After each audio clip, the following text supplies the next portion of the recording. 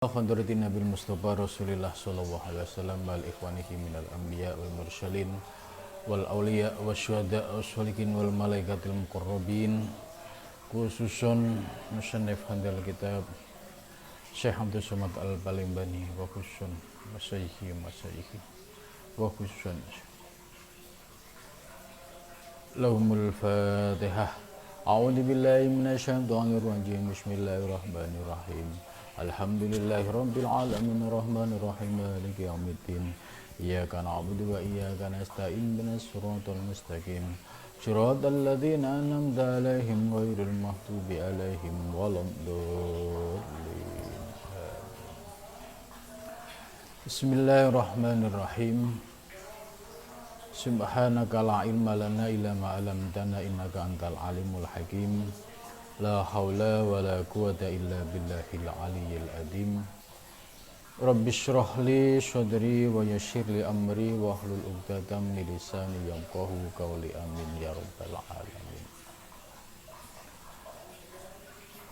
Malam ini kita akan melanjutkan kajian tasawuf Nusantara, yaitu mengkaji ajaran para ulama tasawuf Nusantara mulai dari abad 17, 18, 19, 20, di mana para ulama Nusantara ini memiliki karya-karya besar yang saat ini jarang dikaji oleh generasi muda. Maka dengan pengajian kitab tasawuf Nusantara ini mudah-mudahan bisa membantu bagi orang yang ingin tahu ya, seperti apa ajaran para ulama tasawuf Nusantara dan bagaimana prakteknya dan pemahamannya, sehingga kita yang hidup di era saat ini, era modern ini, bisa tetap mengamalkan ajaran dan nilai-nilai tasawuf yang diajarkan oleh mereka.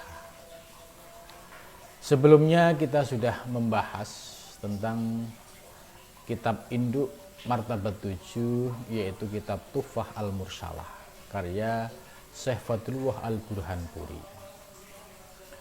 Setelah tamat pembahasan kitab Tuhfah ini, kita mendapatkan ya konstruksi utuh bagaimana ajaran yang sesungguhnya dari Syekh Fadlullah Al-Burhanpuri.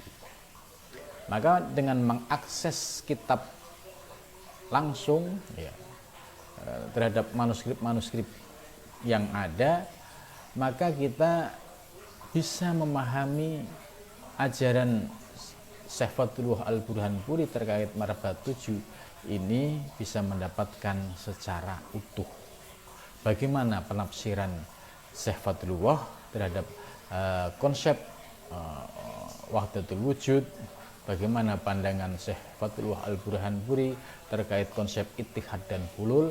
Semua sudah dijelaskan pada pembahasan kitab At-Tuhfah Al-Mursalah. Setelah itu kita melanjutkan kepada kajian martabat 7 yang berkembang di Jawa, yaitu sumbernya ada pada Syekh Muhyi Pamijahan. Syekh Muhyi ini muridnya Syekh Abdul Rauf As-Singkili, ya, ulama Aceh. Syekh Abdul Rauf ini muridnya Syekh Al-Qurani dan Syekh Al-Qusasi. Maka Syekh Abdul Muhyi pulang ke Jawa ini mendapatkan tugas dari gurunya. Terbukti setelah Syekh Muhyi ya menetap tinggal di Pamijahan, akhirnya ajaran martabat 7 dan tarekat Satariyah berkembang pesat di Jawa, bahkan di kalangan ningrat, di kalangan istana, ya, tidak sebatas para santri, tapi di kalangan para ningrat istana. Maka dapat dipahami bahwa Syekh Muhyi berhasil membawa ajaran martabat 7 dan tarekat Satariyah itu bisa masuk ya ke kalangan istana, mulai dari Surakarta, Yogyakarta, Mangkunegaran, kemudian Cirebon, Banten, ya itu banyak sekali manuskrip ya, Syekh Muhyi atau varian-varian manuskrip lain yang ada di perpustakaan keraton. Setelah kita selesai membahas manuskripnya Syekh Muhyi yang kita temukan di Belanda, ya, kita mendapatkan bagaimana ajaran martabat tujuhnya Syekh Muhyi. Oh, ternyata ada tambahan-tambahan yang coraknya lokalitas, ada tambahan-tambahan penjelasan sebagai syarah dari kitab matannya, yaitu At-Tuhfah Al-Mursalah, sehingga kita bisa memahami secara lebih rinci lagi. Nah, dan itu sudah kita bahas pada pembahasan sebelumnya. Maka kali ini ya, kita akan membahas martabat tujuhnya Syekh Abdus Somad Al-Palembani. Ya, beliau adalah ulama asal Palembang. Ya, beliau hidup ya, sekitar abad 18 ya, dan beliau ya waktunya banyak dihabiskan di Haromen ya, karena waktu itu beliau menjadi salah satu ulama yang diizinkan untuk mengajar di Masjidil Haram. Namun demikian, Syekh Abdus Somad ini memiliki militansi nasionalisme yang luar biasa, sehingga beliau menulis sebuah karya kitab tentang jihad. Nah, kitab jihad ini dikirimkan kepada para sultan-sultan di Nusantara. Ya, pernah Syekh Abdus Somad Al-Palembani ini mengirimkan ya surat kepada Kesultanan Surakarta ya. Pada waktu itu 2 kali surat lolos, tapi yang ketiga suratnya ya ditangkap oleh Belanda, artinya tidak bisa dikirimkan. Lah, surat yang dikirim oleh Syekh Muhyi ini terkait dengan fadilah jihad melawan kolonialisme. Jadi para sufi ya seperti Syekh Abdus Somad Al-Palembani, kemudian para sufi sebelumnya seperti Syekh Samsuddin As-Sumatrani, ternyata sebagai seorang sufi sekaligus sebagai tokoh-tokoh perlawanan terhadap kolonialisme. Syekh Abdus Somad sebagai tokoh yang membawa martabat 7 di Nusantara syahid di Malaka, karena saat itu beliau memimpin pasukan melawan Portugis di Malaka. Begitu juga Syekh Abdus Somad Al-Palembani. Ya, pada saat beliau pulang dari Mekah, ya, kemudian dari Palembang beliau ke tanah lahirnya kedua orang tuanya di Patani, Thailand. Nah, pas di Patani, Thailand di sana juga terjadi perang. Maka Syekh Abdus Somad ikut memimpin atau ikut berperang melawan kolonialisme pada saat itu, hingga akhirnya beliau syahid di daerah Patani, Thailand sana, dan makamnya ya saat sekarang ini ramai diziarahi ya para zairin dari Indonesia, karena akses untuk masuk ke makamnya Syekh Abdus Somad ini sekarang sudah terbuka ya. Ada beberapa orang-orang Indonesia yang rutin melakukan ziarah di makamnya Syekh Abdus Somad Al-Palembani di Thailand. Jadi Syekh Abdus Somad ini juga menarik ya, sebab beliau merupakan tokoh Nusantara yang mencoba menerjemahkan kitab Ihya Ulumuddin ya, dalam karya beliau yang diberi nama Syairus Salikin. Akan tetapi dalam kitab Syarhus Salikin ini tidak sebatas poin-poin ihya yang dikutip, tapi banyak sumber kitab. Jadi lebih kaya, ya. Kitab ini menggunakan bahasa bahasa Jawa, ya, yang bisa dibaca oleh siapapun, ya, terutama yang mungkin untuk membaca kitab kuning, ya, seperti kitab Matan At-Tuhfah, itu kan kitab Arab semua, itu bisa terbantu dengan membaca karya-karya Syekh Abdus Somad Al-Palembani ini. Ini menggunakan bahasa Jawa, ya, yang bisa dipahami oleh siapapun, ya. Dalam martabat 7 ini, Syekh Abdus Somad Al-Palembani memiliki beberapa karya, ya. Salah satunya beliau punya kholasoh. Kholasoh itu ringkasan tentang martabat 7. Tapi terkait dengan kholasoh martabat 7 ini nanti akan kita bahas minggu yang akan datang, ya. Saya ada manuskripnya, ini lebih menarik. Maka untuk malam ini saya akan membahas martabat 7 Syekh Muhyi, ya, yang martabat 7 Syekh Abdus Somad Al-Palembani yang ada dalam kitab ini. Kita akan tahu, ya, bagaimana setiap ulama dalam menjelaskan tentang martabat 7, ya, itu pasti ada tambahan-tambahan penjelasan. Jadi ini sebagai, ya, kekayaan penjelasan, sebab dengan penjelasan para ulama-ulama ini akhirnya kita bisa mendapatkan pemahaman yang utuh. Oh, Syekh Abdus Somad penafsirannya seperti ini, kemudian Syekh Muhyi penafsirannya seperti ini.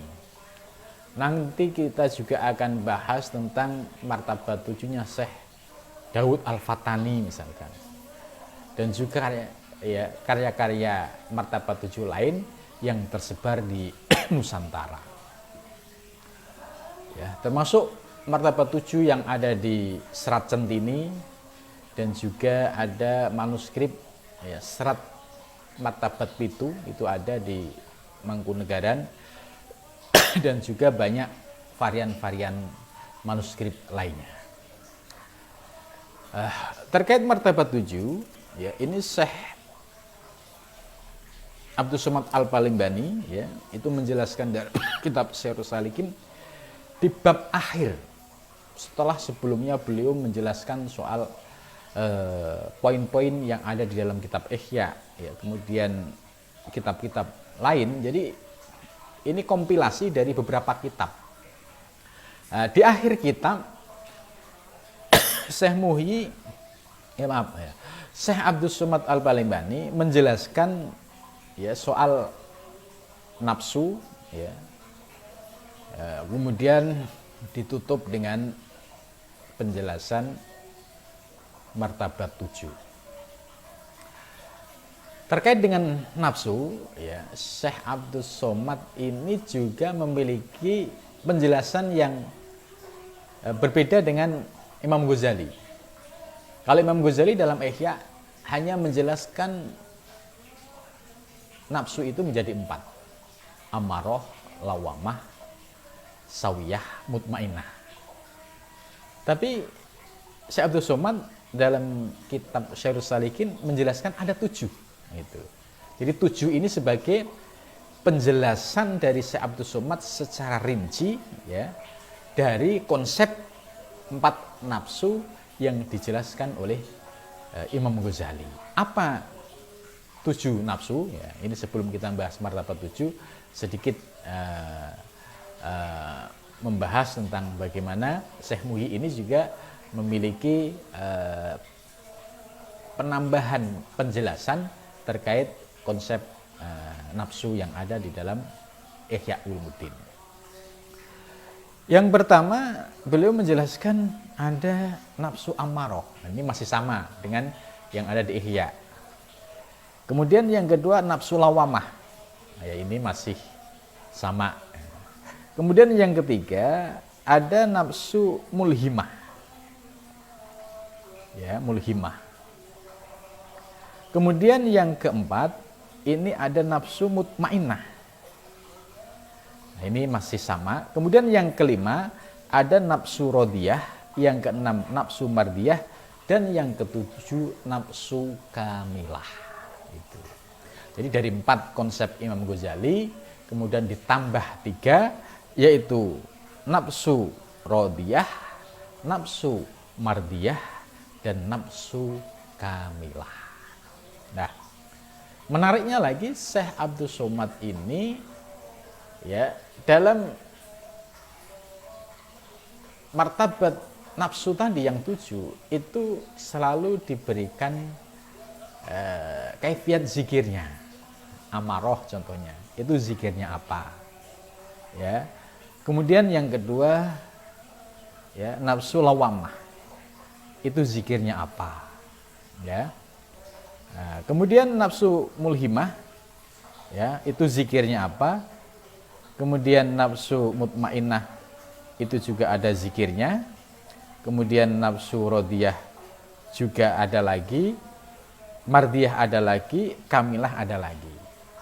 Nah, ini salah satu menariknya ajaran dari Syekh Abdus Somad Al-Palimbani. Contoh, apa zikir dalam nafsu amaroh? Ternyata zikirnya adalah la ilaha illallah, yaitu nafi isbat. Ya. Kemudian yang kedua, jadi zikir la ilaha illallah ini salah satu cara untuk menundukkan nafsu amarah. Ya. Kemudian yang kedua, nafsu lawamah. Apa zikirnya? Yaitu zikir ismudzat. Allah, Allah, Allah, Allah. Gitu. Kemudian yang ketiga adalah nafsu mulhimah. Apa zikirnya? Hu, ya. Ini zikir untuk menundukkan nafsu mulhimah. Kemudian yang mutmainnah, zikirnya adalah hak-hak, ya. Kemudian yang kelima, nafsu radiyah, zikirnya adalah hayun, hayun. Kemudian keenam, mardiyah, zikirnya adalah qayyum, qayyum. Dan yang ketujuh, nafsu kamilah, ya, zikirnya adalah kohar, kohar. Nah, ini salah satu keunikan ajaran Syekh Abdus Somad Al-Palimbani terkait 7 tingkatan nafsu dan 7 tingkatan zikir dalam thariqat kholwatiyah atau thariqat samaniyah. Karena Syekh Abdus Somad Al-Palimbani ini membawa thariqat ke Nusantara, yaitu samaniyah dan kholwatiyah. Selain Syekh Abdus Somad, ada juga Syekh Yusuf Al-Makassari, juga mengembangkan ajaran kholwatiyah, ya, di Makassar sana. Ya, sekarang mursyidnya itu Habib Abdurrahman atau yang dikenal dengan Puang Mangka. Itu salah satu mursyid penerus tarikat kholwatiyah di Makassar. Kemudian di beberapa tempat juga banyak, ya, yang memiliki silsilah, ya, mutasil dengan thariqat kholwatiyah ini. Ya, ada beberapa mahasiswa, ya, ketika kuliah S2 di Unusia itu mereka menulis juga tentang thariqat-thariqat kholwatiyah di berbagai tempat. Itu. Menariknya ini ada sedikit zikir-zikir yang antara kholwatiyah satu yang lain itu ada kesamaan dan juga ada sedikit perbedaan. Itu hal yang wajar. Perbedaan-perbedaan ini terkadang muncul dari ijtihad gurunya. Kemudian setelah kita membahas tentang ini, ya,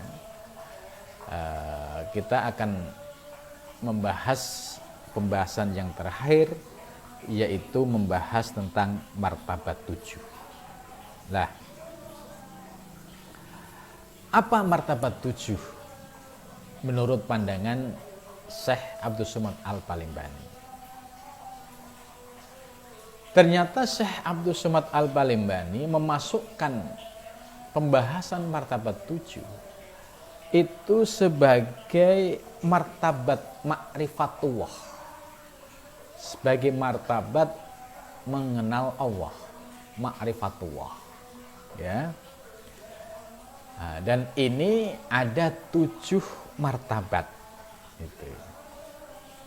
Jadi ini yang perlu dipahami. Syekh Abdus Somad Al-Palimbani memasukkan pembahasan martabat 7 sebagai pembahasan tentang ma'rifatullah. Nah, apa isi dari 7 martabat ini? Nah, saya kira dari sisi istilah tetap sama, ya. Kemudian dari penjelasannya ini para ulama punya penambahan-penambahan. Ya, ini yang kita ingin ketahui, bagaimana Syekh Abdus Somad Al-Palimbani ini dalam menjelaskan martabat 7. Martabat yang pertama, ya, beliau menjelaskan yaitu ahadiyat. Ya, ini sama dengan kitab Tufah maupun Syekh Muhyi dan penjelasan pada umumnya.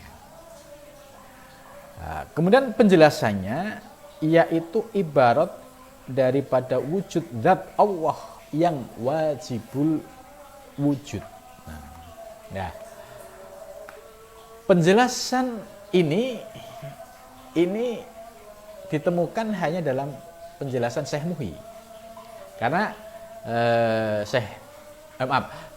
dalam penjelasan Syekh Abdus Somad, ya, ini suka kecampur-campur antara Syekh Muhyi dengan Syekh Abdus Somad ini, ya. Maksudnya Syekh Muhyi punya penjelasan lain yang ini masih ada kemiripan dengan kitab matanya, tapi ada tambahan-tambahan sedikit.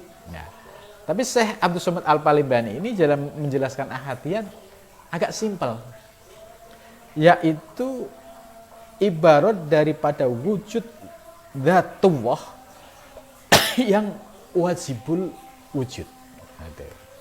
Ada tambahan istilah zat yang wajibul wujud. Kalau dari sisi substansi sama, bahwa ahadiyat sebagai martabat zat, ya. Kemudian Syekh Muhyi, Syekh Abdus Somad menjelaskan martabat dzatullah yang wajibul wujud, yaitu menjelaskan bahwa zat Allah itu yang wajib adanya. Gitu. Martabat ahadiyat ini Syekh Abdus Somad menggunakan istilah juga al-ghaniyul mutlak. Ghaniyul mutlak itu ya yang maha segala-galanya, tidak perlu apapun, karena ini menunjukkan otoritas tertinggi. Ya, berbeda dengan manusia. Manusia tidak bisa disebut ghaniyul mutlak karena mereka masih butuh lain-lain. Tapi Allah pada tahap ahadiyat ini disebut sebagai zat yang wajibul wujud, al-ghaniyul mutlak, yaitu yang tidak perlu apapun, ya, bahwa ini sebagai martabat mutlak. Gitu. Ya. Dan yang kedua, ya, ini kalau di Syekh Muhyi masih menggunakan ini sebagai martabat la ta'ayun, atau Syekh Fadlullah Al-Burhanpuri juga menjelaskan ahadiyat juga sebagai martabat la ta'ayun. Tapi Syekh Abdus Somad menggunakan martabat ahadiyat yaitu sebagai martabat dzatullah yang wajibul wujud, yang ghaniyul mutlak. Ini istilah yang menjadi kekhasan dari Syekh Abdus Somad Al-Palimbani. Kemudian yang kedua, martabat wahdah, ya, soal istilah sama. Bagaimana penjelasan Syekh Abdus Somad tentang wahdah. Wahdah yaitu ibarat daripada wujud dzatullah dan sifatnya. Nah, ini sudah mulai ada penjelasan titik terang dan substansinya sama dengan kitab induknya Matan, dan juga Syekh Muhyi juga sama yang menjelaskan bahwa wahdah ini ibarat wujud zat Allah dan sifatnya. Ya, kalau di kitab induknya kan ahadiyat itu martabat zat, wahdah itu zat dan sifat. Nah, ini sama. Syekh Muhyi juga sama. Syekh Abdus Somad menjelaskan juga bahwa wujud zat Allah dan sifatnya yang bersifat ijmal. Yang bersifat ijmal itu global. Itulah. Contoh ijmal itu begini. Saya ingin bangun masjid. Ya, ini masih di ide. Saya punya keinginan bangun masjid. Bentuk masjidnya, ya, karena saya dari Demak, ya mungkin terpengaruh dengan aspek Masjid Demak misalkan.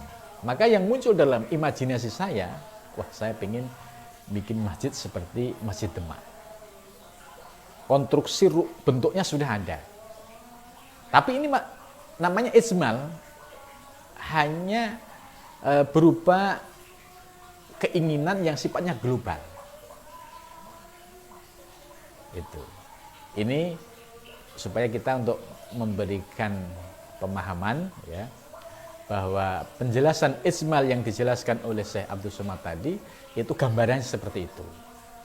Atau dengan kata lain, kalau kita sedikit gambarkan ke wilayah ketuhanan, jadi pada martabat wahdah ini Allah itu sudah punya rencana ingin menciptakan alam semesta. Gitu kan? Kalau di ahadiyat kan yang ada hanya zat. Kemudian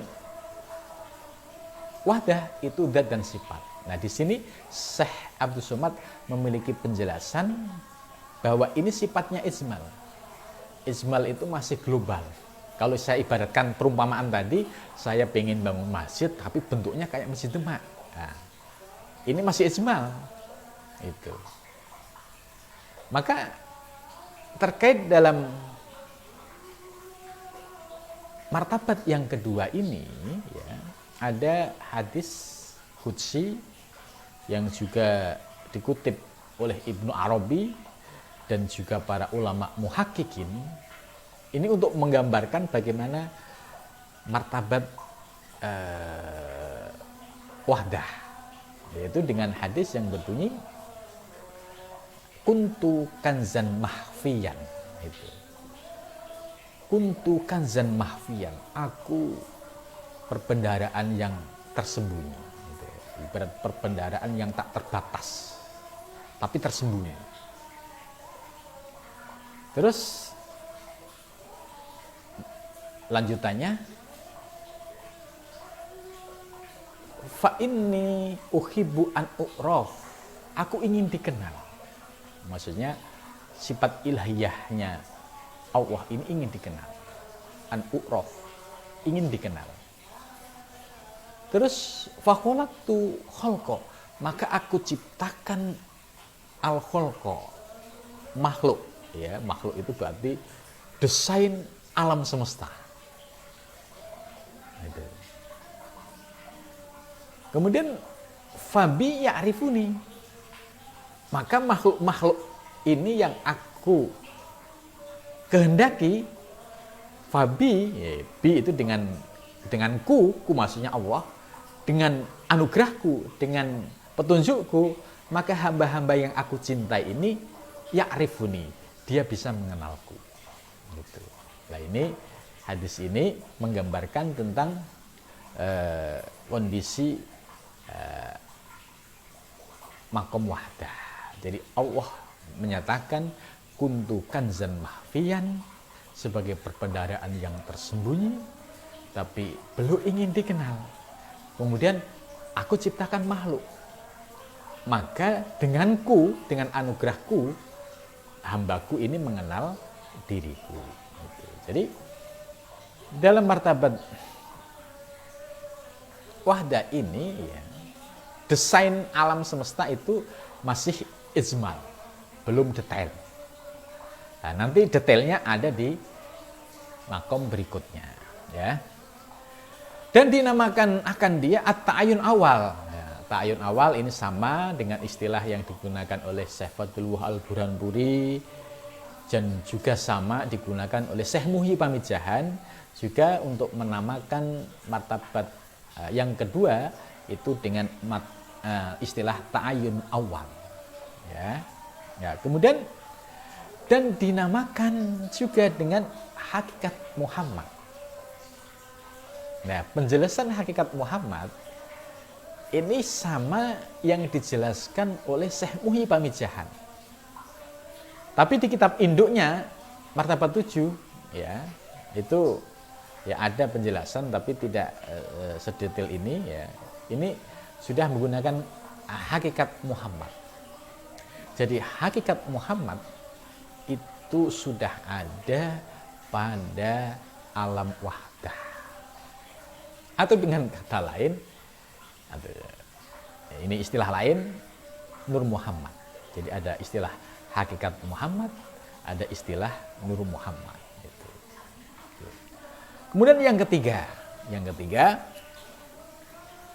martabat wahidiyat, namanya yaitu ibarat daripada wujud zat Allah dan segala sifatnya yang tafsili.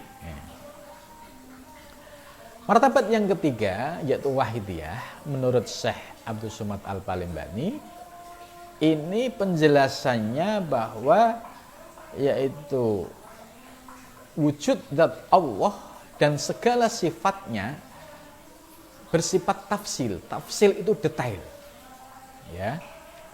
Kalau yang di wahdah itu ijmal, kalau yang di wahidiyah itu tafsil, detail. Kalau kita ibaratkan, kalau di wahdah itu masih grand design, rencana, kemudian di wahidiyat itu sudah detailnya. Kalau ibarat konstruksi bangunan itu perhitungannya itu sudah komplit, ya, mulai dari konstruksi sampai hitungan lain-lainnya itu sudah detail. Itu ini ibaratnya seperti itu. Gitu. Dan dinamakan juga ta'ayun sani, ya. Istilah ta'ayun sani sama Syekh Muhyi menggunakan ta'ayun sani, ya, di dalam kitab induknya juga menggunakan istilah ta'ayun sani. Dan a'yan sabita, ya, a'yan sabitan, Syekh Muhyi juga menggunakan istilah a'yan sabita. Dan dinamakan pula hakikatul insan. Nah, ini istilah yang berbeda dari yang lain. Nah, jadi Syekh Abdul Somad punya istilah lain untuk martabat wahidiyat dengan hakikat insan. Kalau Syekh Muhyi menyebut martabat wahidiyat dengan istilah Lauhil Mahfud, ya, sebagai, ya, buku catatan tentang grand design alam semesta, itu namanya Lauhil Mahfud. Nah, ini Syekh Muhyi sudah memberikan penjelasan soal martabat yang ketiga, wahidiyat itu seperti itu. Dan ini tidak dijelaskan di kitab induknya. Gitu. Jadi artinya para ulama, ya, seperti Syekh Muhyi itu punya penjelasan, dan penjelasan ini menurut saya sangat membantu.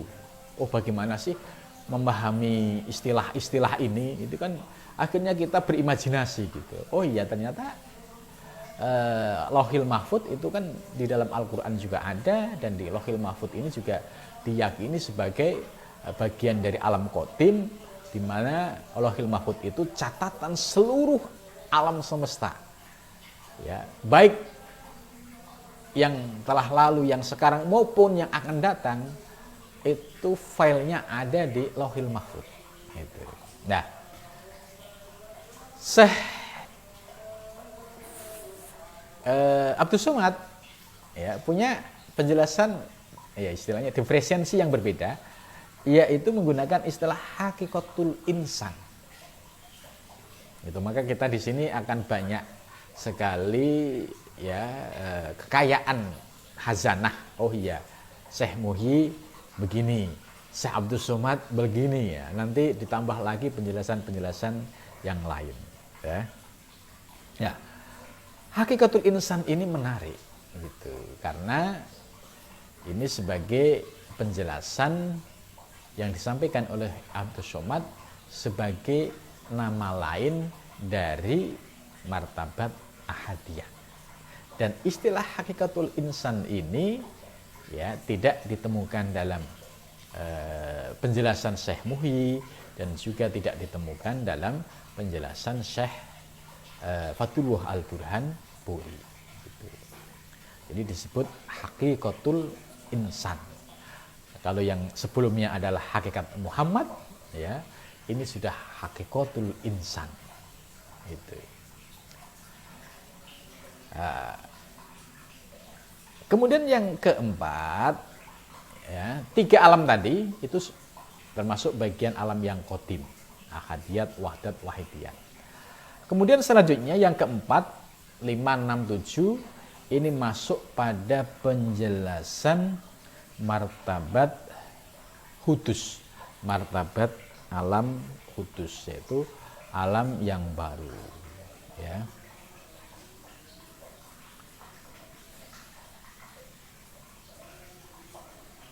Nah, ini insya Allah ya akan kita jelaskan pada minggu yang akan datang, khusus untuk membahas alam hudus, karena ternyata tidak bisa kita selesaikan malam ini, sebab penjelasan martabat hudus mulai dari alam arwah, alam misal, alam atsam, dan insan kamil, ini Syekh Abdus Somad Al-Bailembani memiliki penjelasan yang agak rinci, dan juga bagaimana dengan kualitas keyakinan seorang salik dalam menuju Allah ya, terkait dengan pemahaman dan teori martabat 7 ini. Maka untuk penjelasan yang alam kudus 4 hal tadi kita akan bahas pada minggu yang akan datang, karena waktunya tidak cukup kalau seandainya kita bahas malam ini. Dan setelah selesai kitab ini, nanti kita akan membahas tentang kholasohnya. Kholasoh, ya, manuskrip kholasoh yang ditulis oleh Syekh Muhyi, ya, saya ada filenya, insya Allah nanti juga akan kita bahas bagaimana kita sebagai generasi saat ini bisa memahami ajaran-ajaran Syekh Abdus Somad Al-Bailembani yang dulu menjadi ajaran yang disebarkan oleh seluruh ulama Nusantara. Ya, mudah-mudahan dari pengajian ini kita mendapatkan pencerahan ilmu, dan mudah-mudahan diberikan anugerah bisa mengamalkan dalam kehidupan sehari-hari. Ya, terima kasih atas perhatiannya, mudah-mudahan memberikan manfaat. Wa wal muwaffiq ila aqwamit thoriq. Ya, wassalamualaikum warahmatullahi wabarakatuh.